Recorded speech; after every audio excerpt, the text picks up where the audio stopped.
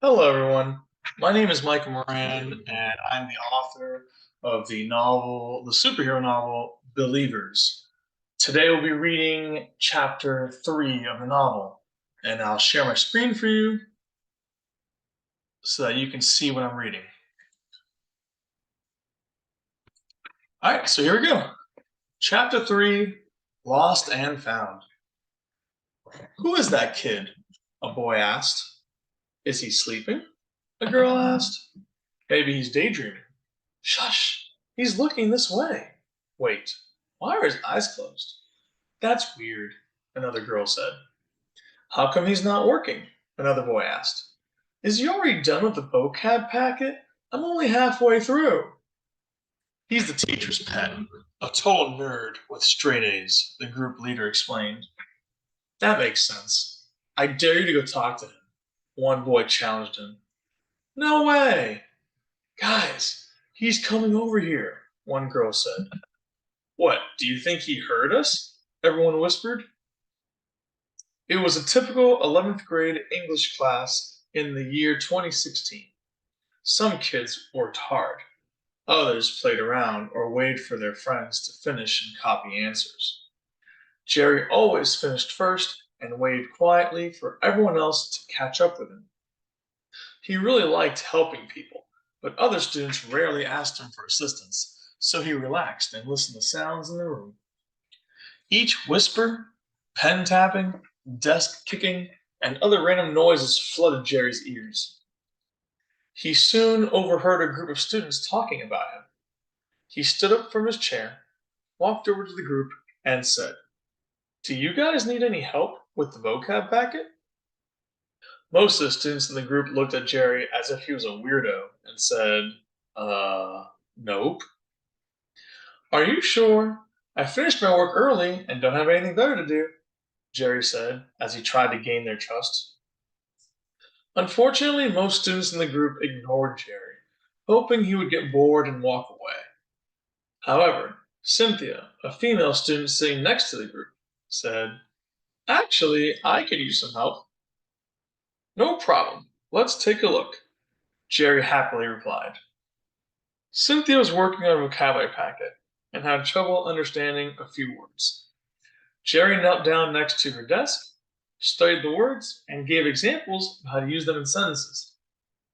After Jerry helped her with a few questions, he walked back to his chair, sat down, and relaxed. The group of students continued their conversation. That was nice, one girl said. What? That was totally weird, one boy asserted. Do you think he heard what we were saying before? No way. Maybe, another girl said. Probably, another boy admitted. Don't know, don't care, the group leader declared. Maybe he's psychic, a boy suggested. That's dumb, the group leader affirmed. Since middle school, Jerry had worked arduously for his education. He liked writing and studying because papers and grades never judged him. He could work hard and achieve success without using his powers or hurting anyone. He also enjoyed helping others, like Cynthia. It made him feel accepted and useful.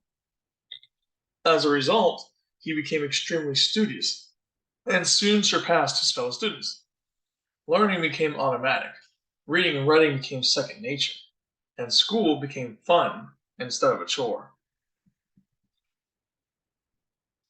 For example, students often struggled with reading and understanding the writings of William Shakespeare. Jerry, on the other hand, could thoroughly explain every line of his poems and plays. Sometimes he even tried using Shakespeare to impress other girls by reciting romantic lines. Unfortunately, it never worked. The only person impressed was his language arts teacher, Mrs. Purse. Most students thought Jerry was odd, but Mrs. Purse thought he was a rising star. Jerry would finish his work far in advance of other students and ask Mrs. Purse if she needed any help. Sometimes she asked Jerry to assist his classmates with their work. Other times, she asked him to file folders or help grade papers. If Jerry had nothing else left to do, she would say, Take a seat and relax.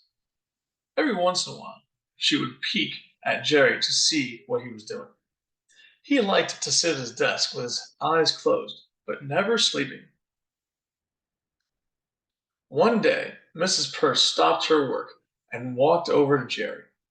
She sat down in a chair next to him and asked a question. She would never forget the answer, and neither would her students. Jerry, I hope I'm not bothering you, but I'm curious and have to ask. What exactly do you do when sitting at your desk? Just relax, Jerry said in a professional manner. But sometimes you look around the room with your eyes closed, Mrs. Purse added. I, um? Mrs. Purse caught Jerry by surprise. He was not expecting her to say that. When other kids mentioned it, he usually shrugged it off or made an excuse. But he had never lied to his teacher before. Terrible thoughts ran through Jerry's mind, such as getting in trouble or accidentally hurting people, hurting someone with his powers, which only made him feel more nervous. Mrs. Purse could tell that the question startled Jerry, so she looked at him sincerely and said, Jerry, you're not in trouble. You're one of my best students. I'm just asking because I want to learn from you. But if you're not comfortable, then don't worry about it. Jerry looked at her for a moment. He could feel her anxiety. She was worried about him. Mrs. Purse always believed in Jerry, but never understood him. She felt that he had his guard up, as if he were holding on to a dark secret. She never wanted to pressure him, but she was hoping Jerry would open up to her one day. He could feel her emotions at that moment, which made him feel guilty and vulnerable. He wanted to keep his powers a secret, but he felt she deserved to know the truth. Jerry made up his mind, calmed his nerves, and began to explain. I've never told anyone before, but if you want to know, I'll tell you. Sure, I'm listening, Mrs. Purse confirmed.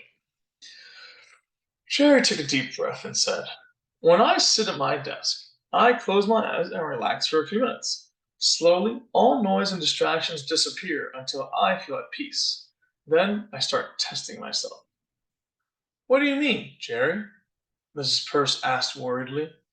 Well, I start by testing my body. I can change my body temperature and pulse to whatever I want just by thinking about it. Then I test my senses by looking around the room, seeing, hearing, and feeling others around me, all with my eyes closed. I can see their energy, feel their emotions, and soothe their souls. Sometimes, when I'm really in the zone, I can reach into other classrooms too. Mrs. Purse listened, but could not believe what she was hearing. She almost thought Jerry was crazy. Feeling deeply concerned, she looked at Jerry and asked, have you told your parents? Is everything okay at home? Of course, my parents are the best. But, Mrs. Purse, why'd you ask that? Oh, well, sometimes when students are. Never mind. Jerry, how do you know you can do all this? How do you know it's not all part of your imagination? Mrs. Purse asked doubtfully.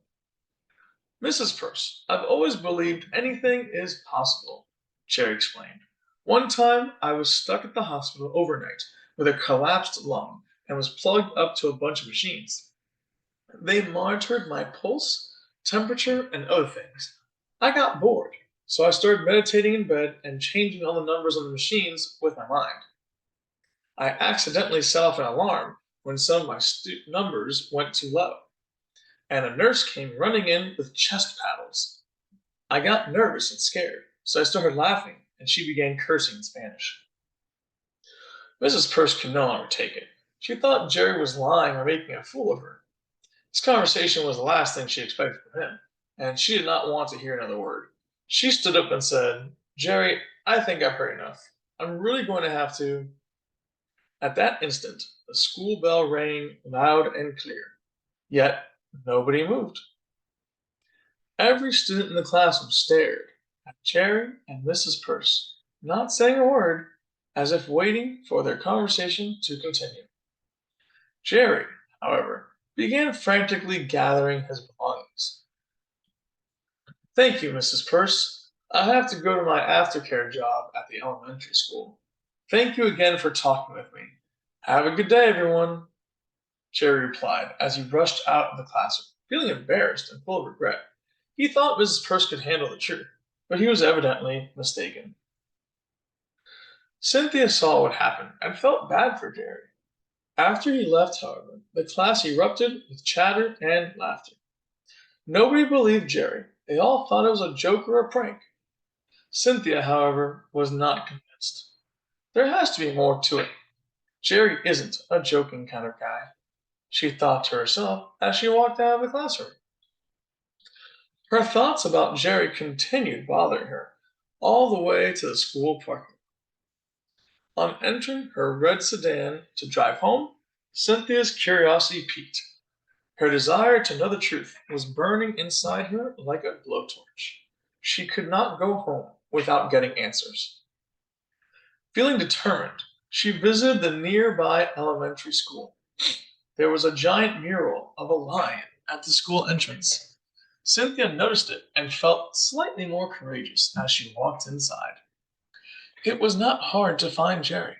He was standing at the front desk of the main office. A slew of parents and students were waiting in line to register for the aftercare program. Activity and noise dominated the office. She knew Jerry was too busy to answer her questions. She sat down and waited patiently for him to finish. After everyone left, Cynthia approached the counter, leaned across, and whispered, "What else can you do?" Jerry was stunned. She asked him a genuine question without a hint of denial.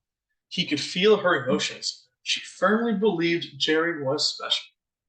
It was as if she could see into his heart and knew he had a secret. He also thought she was special for believing his story in class and seeking the truth, even though she barely knew him. Cynthia's beauty also surprised him. He had never seen her this way before. It is one thing to see her sitting at a school desk, and another to see her standing in front of him, face to face, waiting eagerly for a reply.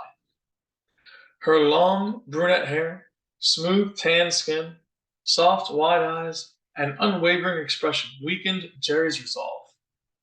Not telling her the truth would feel wrong at this point.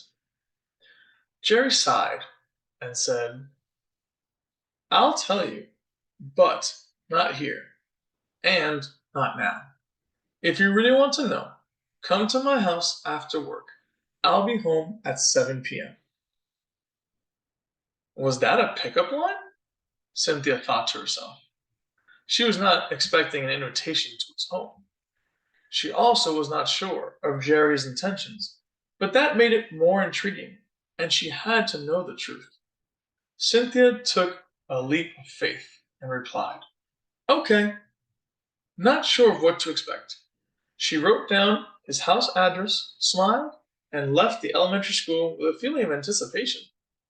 Jerry had goosebumps and could not wait to finish work and rush home. As promised, she met him at his house that night, which marked the beginning of everything for Jerry and Cynthia. All right, that's it, folks. That is the end of chapter 3. The next video will be chapter 4. I hope you all enjoyed it, and thank you very much.